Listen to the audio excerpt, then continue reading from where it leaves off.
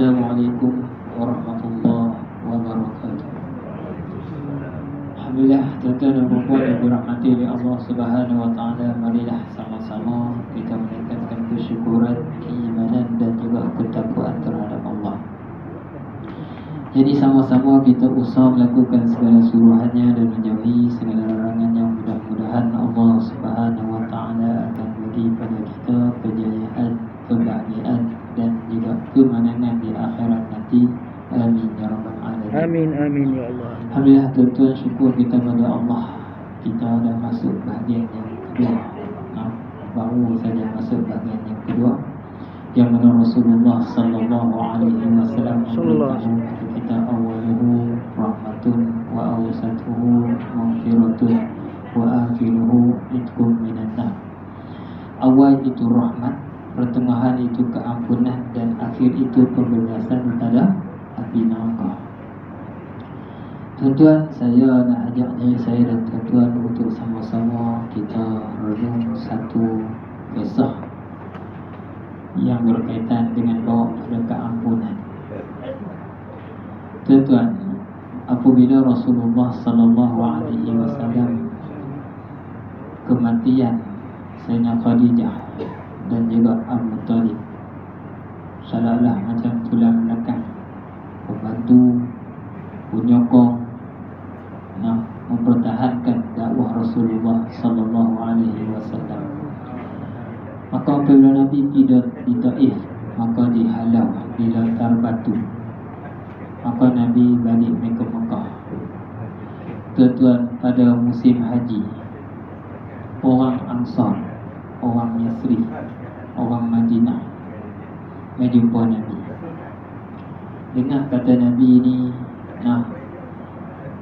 kena halau, kena baling. Bahkan ketika Nabi balik ke Taif nak masuk ke Mekah, kena ada jaminan daripada penduduk Mekah baru boleh masuk.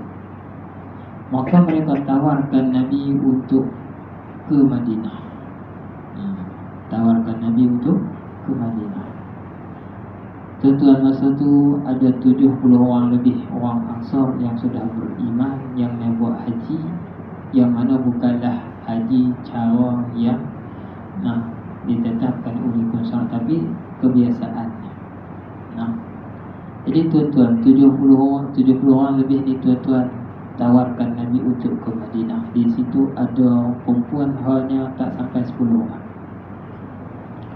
Maka Nabi kata, kalaulah aku ni pergi tempat apa, aku ni pindah di sana, adakah kamu semua boleh mengutamakan aku segala-galanya daripada diri kamu sendiri, daripada pasangan kamu, ibu bapa kamu, ahli keluarga kamu, harta kamu?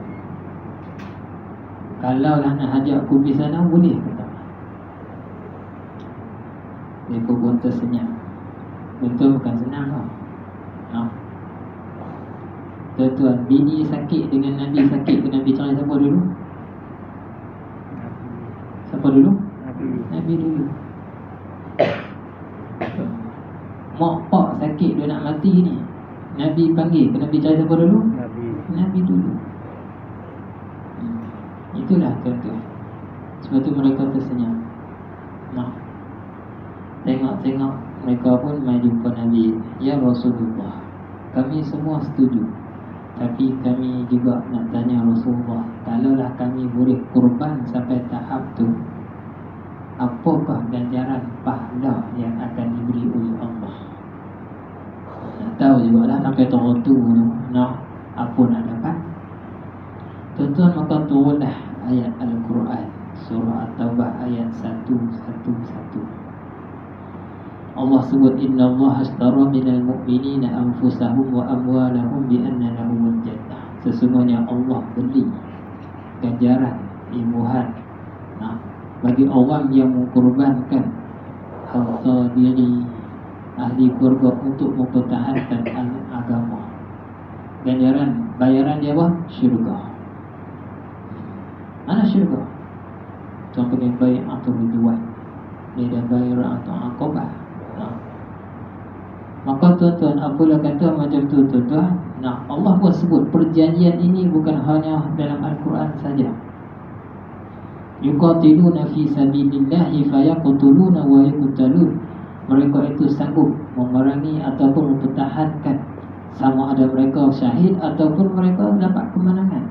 Wa'dan 'alaihi haqqan fit Taurati wal Injil wal Quran. Perjanjian ini ada dalam Taurat, Injil dan Al-Quran. Sama. Umat-umat dahulu pun sama. Nah, wa man awfa bi 'ahdihi minallah, siapa yang menyempurnakan janjian yang dia janji dengan Nabi tadi, sanggup segala-galanya. Tandalah Rasulullah hijrah ke sana.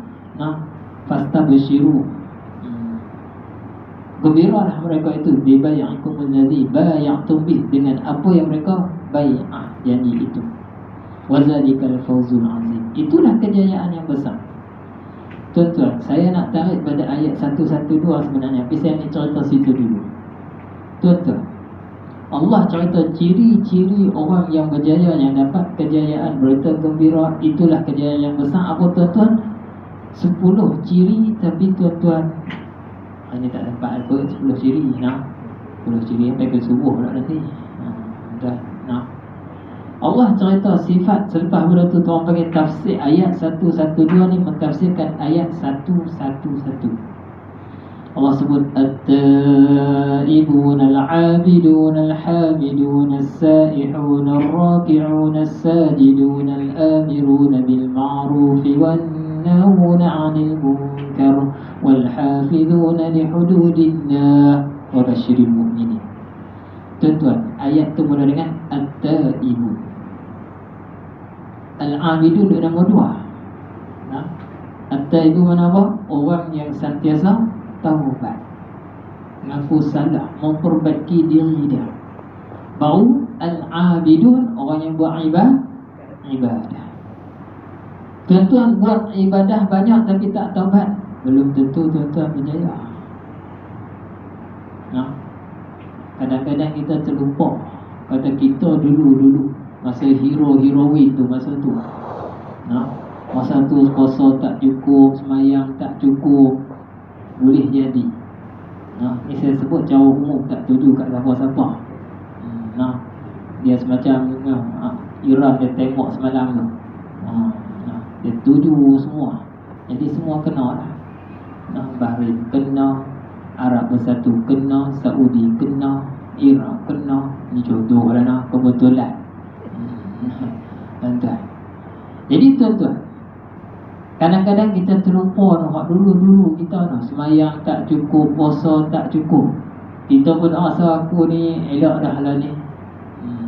Nah, aku semayang cukup dah, aku puasa cukup dah. Tapi hak dulu, hak 10 tahun dulu, 20 tahun dulu, 40 tahun dulu, tak qada. Nah, tak ganti.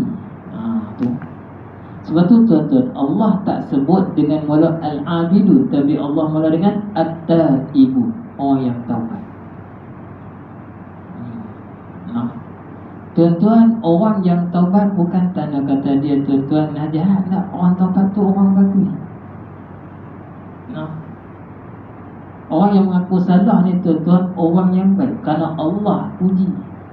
Allah kata apa? Innallaha yuhibbut tawwabin. Allah suka, seronok seorang tu taubat. Tuan-tuan, saya nak ambil 2 kisah dalam Riyadhus Shalihin. Nah, jilid yang pertama, bab taubat, bab taubat. Allah punya suka, seronok sekiranya seorang hamba itu taubat. Dan hadis ni mungkin tuan-tuan pun pernah dengar selalu kalau bab taubat. Satu tuan-tuan, nah, cerita Nabi cerita apabila ada seorang lelaki musafir di padang pasir. Maka tuan-tuan, nah, padang pasir ni, nah, kalau musim panas Allah, nah, dia bukan ada air zaman dulu. Maka tuan-tuan, oleh kerana penat letih dalam musafir, seorang tadi tuan-tuan, dia pun singgah satu teduhan bawah pokok, dia pun berehat. Maka tuan-tuan tertidur, jaga-jaga tengok kenderaan dan bekalan yang ada di atas kenderaan tak ada, hilang, tak tahu pergi mana. Dia pun tuan-tuan berjalan di belah depan, naiklah tuan-tuan. Nah, kan padang pasir dia jadi alun macam obok tu kan, bukit. Naik tuan-tuan belah depan, tengok sejauh pandangan tak nampak kenderaan dia. Ke belakang tak nampak, kiri tak nampak, tuan-tuan kanan tak nampak. Allah, penat, letih tuan-tuan, panah, dahaga, lapar, tak ada. Semua tu boleh bantukan dia patah balik pada tempat yang dia berehat kali pertama dengan keadaan tidak ada harapan. Oleh kerana penat letih, pertama penat letih musafir, yang kedua penat letih cari kenderaan yang hilang. Tidak kali yang kedua, tidak kali yang kedua tuan-tuan, dia dah rasa dia ni mati dah lah. Tuan-tuan celek jaga kali yang kedua, tengok tuan-tuan kenderaan ada di hadapannya. Punya seronok gembira dia tadi tuan-tuan, terus lompat pegang tali tadi tuan-tuan. Dia kata, ya Allah, terima kasihlah, kamu ni hamba aku Tuhan kamu. Nah, dia kata apa? Kamu tu, nah, hamba aku Tuhan kamu. Salah tak kata tu? Salah lah. Tapi yang dia kata tu salah tak? Yang dia kata tu tak salah, sebab dia tak sengaja. Punya seronok lebih, gembira lebih, maka dia nak kata Allah tu Tuhan aku hamba kamu tu tadi. Tu. Nak apa? Seronok lebih. Tuan-tuan, ulama dan Nabi kata Allah lebih suka pada kita apabila kita taubat daripada seorang tadi dapat bekalan dia balik. Ulama kata 70 kali ganda. Nah, sebab tu tuan-tuan, bulan puasa boleh dikatakan semua taubat, semua jadi baik, jadi lagi elok. Nah, hak tak semayang jadi semayang, hak semayang tak cukup jadi cukup, hak kedekut jadi tuan-tuan pemurah. Nah, sebab apa? Syaitan iblis sudah tiada. Tetapi tuan-tuan, kalaulah bulan puasa pun jadi macam tak puasa juga, semayang pun tak semayang juga tuan-tuan, aurat tak tutup pun tak tutup juga, itu memang perangai hang lah. Tu kata kita nak, memang perangai macam tu dah lah. Pasal apa? Syaitan iblis dah tak ada dah. Nak pergi dipersalahkan syaitan iblis tak ada lah, tak boleh lah. Tapi tuan-tuan, kesan asuhan, didikan, godaan syaitan dari tuan-tuan 11 bulan, dia boleh. Tu dia kait dengan iman tu tuan-tuan. Sambil lagi satu kisah tuan-tuan. Dengan sebab taubat itulah tuan-tuan kita dapat rahmat, keampunan, kasihan belas. Kisah yang masyhur juga dalam Riyadhus Shalihin tuan-tuan, apabila seorang lelaki bunuh orang dah 99 orang dan dia rasa nak taubat, dia tuan-tuan tanya seorang ahli ibadah. Sebab tu tuan-tuan tak sama lah ahli ibadah dengan yang berilmu. Ahli ibadah ni tuan-tuan, apabila dia rajin buat ibadat, tuan-tuan, mula dia rasa dia lebih, mula dia nak pandai hukum orang. Orang ilmu dia tak hukum orang, dia nak cerita hukum bagi orang faham. Tapi tuan-tuan, ahli ibadah ni tuan-tuan, tang-tang barulah reti sikit tuan-tuan, nak rajin main masjid tuan-tuan. Orang pun kata dia ni dah ustaz, dia pun rasa macam ustaz dah. Orang tanya, malah nak hukum lah. Tuan-tuan, sebab tu dia tak sebut kali pertama tanya orang yang berilmu, tanya pada orang ahli ibadah. Dia bertanya ni, aku ni dah bunuh orang 99 orang ni, ada peluang ke aku nak taubat? Ahli ibadah kata, hang nak taubat apa?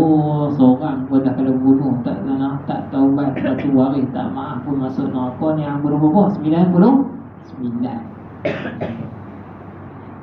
Maka tuan-tuan, orang nak jadi baik, kemudian tak diberi peluang, agak-agak tuan-tuan, sifat jahat dia tu ada lagi tak?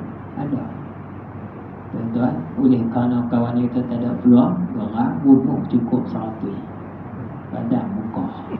Orang tanya eloknya hukum orang tak kena. Tu kadang-kadang kita main masjid surau, ada maedah ni, ada maedah. Mentang-mentang kita ni tuan-tuan selalu main masjid surau, orang yang tak biasa main pakai tu jeling. Tu. Sepatut hak jarang main tuan-tuan, nak jumpa orang main senyum, jemput masuk duduk. Dah, ni tuan-tuan, tengok Bulan puasa timbul, bulan puasa timbul. Hak kata tu siapa? Hak mai surau dah. Nah, tu. Nah, kita tu tak kena.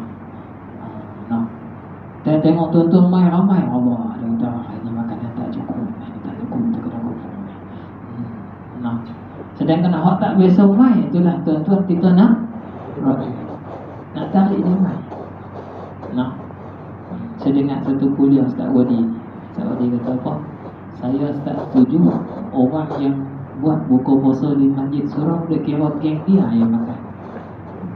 Nah, hari ni tom yang kemarin tuan-tuan, sup ayam kampung kemarin dulu, nasi mandi, esok lusa pula tuan-tuan nasi ni. Sedangkan dalam taman tu ada fakir miskin. Sedangkan peruntukan kita dapat banyak. Kita dah kira kita saja makan sedap. Nah, kalau tahu dalam taman tu ada orang fakir miskin, tuan-tuan, kita yang ada peruntukan lebih, nah, Ustaz Wadi kata buat lebih bungkus pergi bagi. Nah, mai tak tergamak jalan, mai orang tak jeling. Yang jeling tu siapa? Hak dah buat ibadat dah ni lah. Bukan surau ni lah, surau lain. Nah, jadi boleh jadi tuan-tuan kita pergi bagi makan tadi, tuan-tuan bungkus bagi tuan-tuan, dia solat gembira, akhir dia mai surau, dia mai masjid. Nah, itu tuan-tuan. Sebab apa tuan-tuan? Itulah syaitan dia pandai. Yang kita dah buat ibadah dah ni kadang-kadang sifat dalam. Sebab tu tuan-tuan, tak lama dia pun rasa aku ni tak boleh dah kena taubat. Jadi yang kedua dia tanya, siapa yang arif, siapa yang ada ilmu betul aku nak pergi tanya. Tak mahu dah tanya ikut dan ni, bahaya tanya ikut dan. Nah, maka orang tunjuklah seorang yang berilmu. Dia pun pergi tanya. Orang yang berilmu tadi kata peluang yang hang taubat memang sentiasa dibuka, tapi guna habaklah cara untuk hang taubat tu berjaya.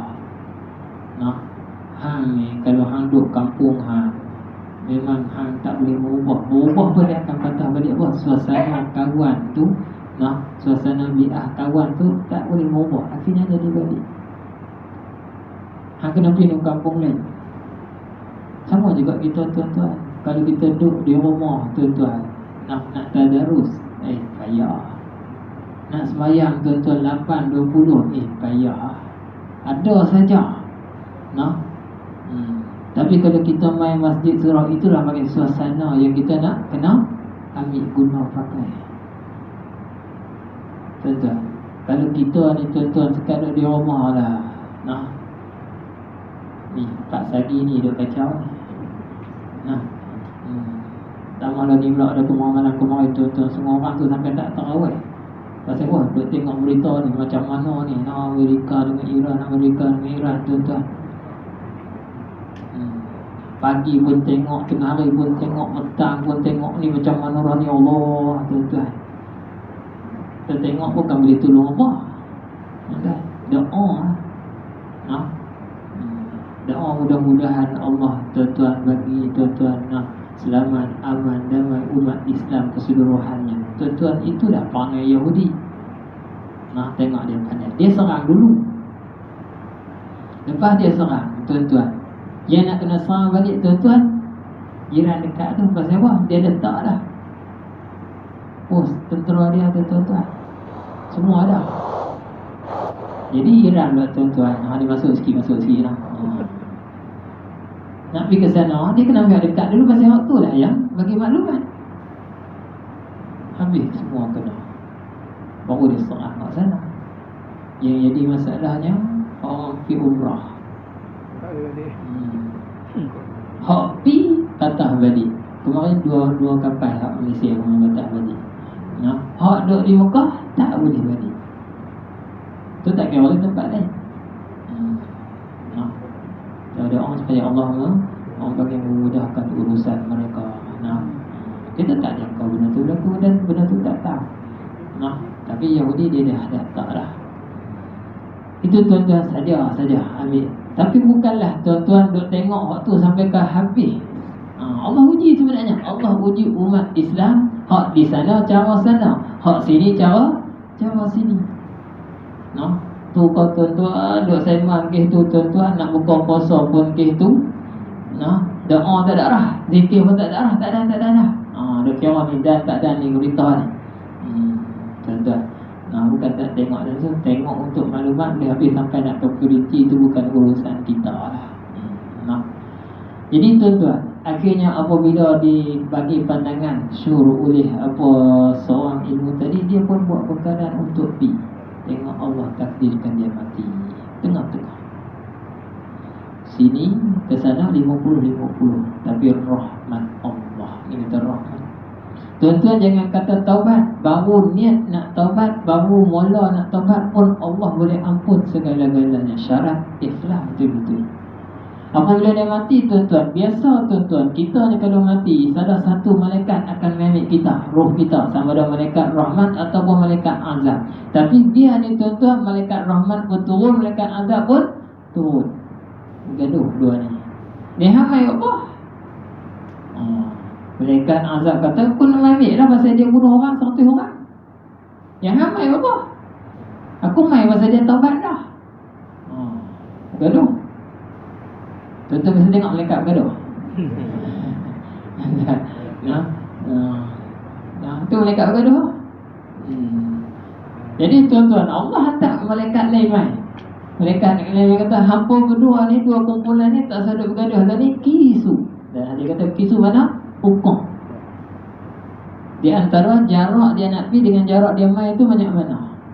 Tuan-tuan, ulama kata dia ada 50-50, tapi rahmat Allah, Allah tarik tempat dia nak pergi tu dia dekat.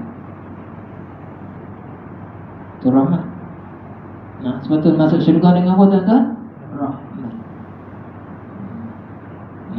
Sebagian ulama kata tuan-tuan, Allah paling dada dia pergi ke arah dia nak pergi tempat kampung baru.